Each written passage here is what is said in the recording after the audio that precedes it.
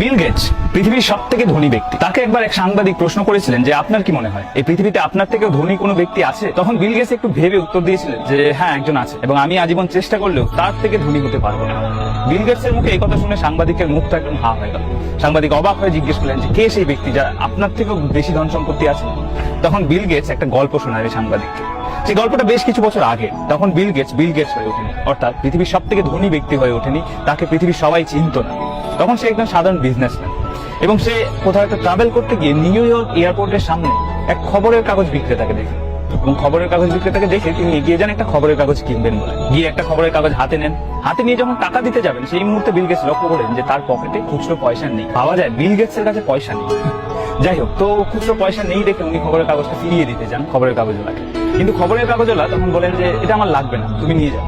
বলছে না না, আমার কাছে পয়সা নেই। বললো ঠিক আছে, পয়সা লাগবে না, এটা আমার তরফ থেকে তোমার গিফট, তুমি নিয়ে। তো বিল গেটস